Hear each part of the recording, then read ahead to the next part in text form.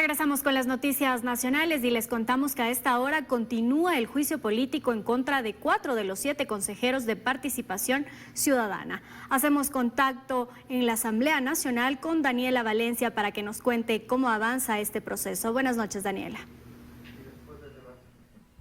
Buenas noches, Belén. Amigos televidentes, efectivamente a esta hora continúa el proceso de juicio político en contra de 4 de los 7 miembros del Consejo de Participación Ciudadana y Control Social. Este proceso arrancó aproximadamente a las 3 de la tarde, es decir, ya lleva 5 horas. Hasta el momento ya han tomado la palabra los interpelantes y también los 4 consejeros de Participación Ciudadana y Control Social. Lo curioso ha sido que cuando tomó la palabra el presidente del Consejo de Participación, Hernán Ulloa, el pleno se quedó en silencio por 5 minutos, esto luego de que él pidiera que se leyera el informe del cual se sustenta este proceso de juicio político. Pues recordemos, no hay dicho documento, pues aquel que presentó la Comisión de Fiscalización fue declarado como extemporáneo. Nosotros les hemos preparado un reportaje de lo que ha sido este proceso. Veamos. Portando la bandera del Ecuador como escudo, fue como ingresó la consejera de Participación Ciudadana, Ibede Estupiñán, la primera de 4 funcionarios en enfrentar el juicio político al Pleno de la Asamblea Nacional. Por 45 minutos expuso sus pruebas de descargo. Allí acusó al legislativo de llevar adelante un juicio a dedo, con dedicatoria, un mecanismo de chantaje para neutralizar adversarios políticos.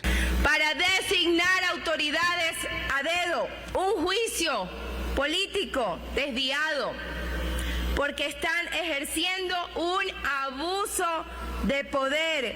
Por su parte, la legisladora Mireya Pazmiño, quien impulsó el enjuiciamiento, toma la palabra por 30 minutos, tiempo en el que enunció las causales para el proceso. La primera, haber modificado el reglamento para la designación del Contralor General del Estado. Aceptaron haber modificado este reglamento y por ende dejar en la inseguridad jurídica. Al igual que su compañera María Fernanda Rivadeneira, también puso la bandera del Ecuador en el podio. Desde allí proclamó que la han puesto en una situación de vulnerabilidad y criticó que este proceso solo sea en contra de 4 consejeros y no de los 7 que integran el Consejo de Participación. No, más bien está enmarcada en una clara persecución política.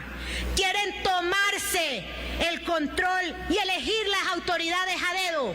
¿Cómo es que existe falta de transparencia en la decisión de 4 y no existe falta de transparencia en la designación de los 7? Los consejeros criticaron que no existe un informe de la Comisión de Fiscalización que respalde el juicio político.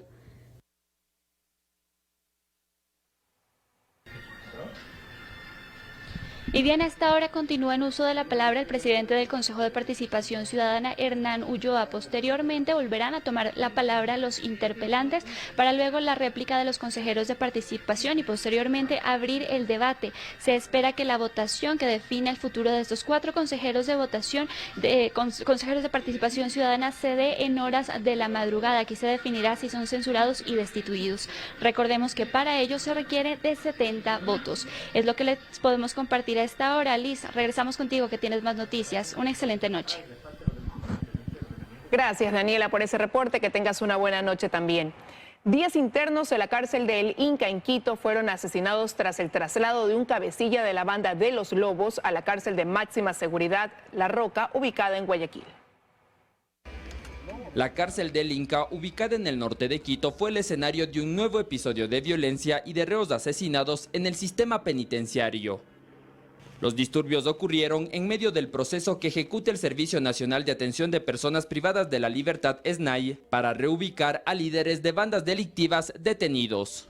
Jonathan B., cabecilla de Los Lobos, fue trasladado a la cárcel de máxima seguridad de La Roca en Guayaquil, y eso provocó la matanza en la cárcel del Inca, según el SNAI. A través de un comunicado, informó que miembros de esa organización delictiva tomaron represalias violentas. Inicialmente se dio a conocer que 8 internos fueron asesinados, pero horas después el número de muertos subió a 10. La particularidad es que ninguno presenta heridas ni de armas de fuego ni de armas blancas, sino aparentemente la causa de muerte sería el estrangulamiento. En los exteriores de la cárcel del Inca se evidenció la desesperación de familiares de los internos. Porque están amenazados todos, ellos también. Ya mataron como a más de 8 compañeros de él.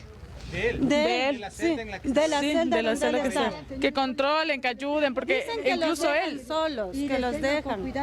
Tras esta matanza, los presuntos responsables intelectuales también serán trasladados a La Roca. Se trata de Juan S., alias Sargento, Milton Q., alias Junior, y David G., alias Hormiga. Grupos tácticos de la Policía Nacional y de las Fuerzas Armadas ingresaron al centro y, según el SNAI, retomaron el control y orden del recinto penitenciario.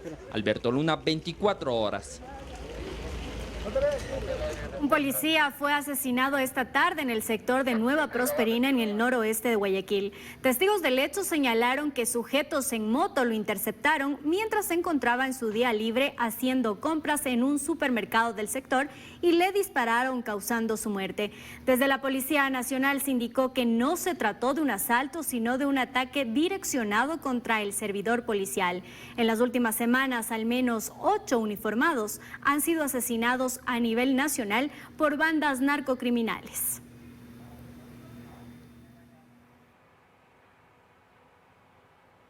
El exministro del Interior, Patricio Carrillo, habló de su salida del gobierno. El exfuncionario sostiene que se dio por un acuerdo al que el Ejecutivo cedió.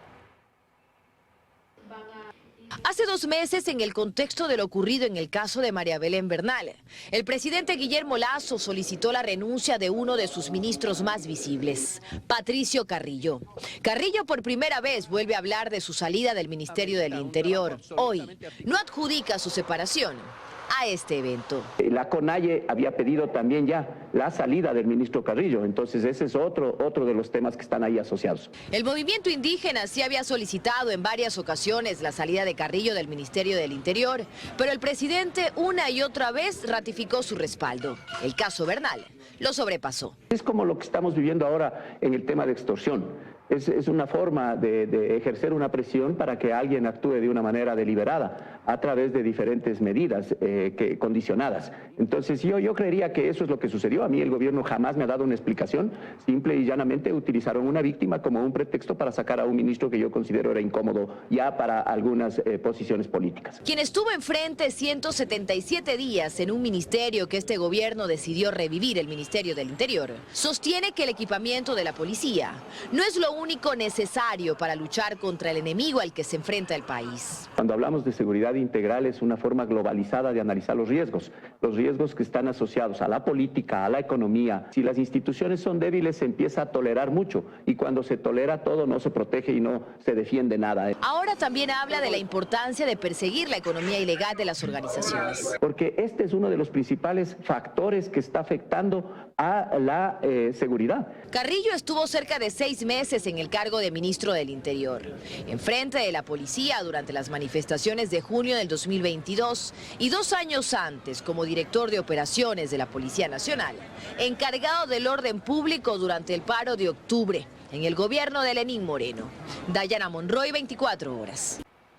Un gran número de devotos de la Virgen del Quinche participa en estos momentos en la tradicional caminata a la iglesia de esa parroquia. El contacto es con Alberto Luna para ver cómo transcurre este inicio de la peregrinación. Adelante, Alberto, buenas noches. Hola Liz, amigos de televidentes, muy buenas noches. Ya empezó la tradicional peregrinación al santuario de la Virgen del Quinche, que se retoma luego de 2 años de suspensión por la pandemia. Se estima que miles de feligreses acudan al santuario este fin de semana, cumpliendo el recorrido que normalmente solían realizar como muestra de fe y de agradecimiento a la Virgen. Vamos a aprovechar estos minutos para conversar con algunos devotos. Muy buenas noches, mi señora, ¿cómo está? Cuénteme, usted va a cumplir este recorrido después de 2 años que no pudo realizarlo, no pudo visitar la iglesia del Quinche por la pandemia. Sí, es verdad, vamos a realizarlo después de 2 años, esperando llegar con bien, a cumplir la promesa que siempre le hemos hecho año tras año a la Virgencita del Quinche. Perfecto. Mi señor, ¿qué tal? ¿Cómo está? Muy buenas noches. Cuénteme, explíqueme, ¿qué representa esta fe, esta devoción hacia la Virgen del Quinche? Bueno, yo ya estoy caminando 31 años ya, ¿no? 31 años es la devoción. Estos 2 años de la pandemia que no pudimos, nos costó. Y normalmente, ¿cuánto se suele tardar hasta llegar a la parroquia del Quinche? Normalmente 5 horas. 6 a 5 horas, 5 a 6. termina extenuado, es cansado el trayecto. No, depende cómo vaya caminando también.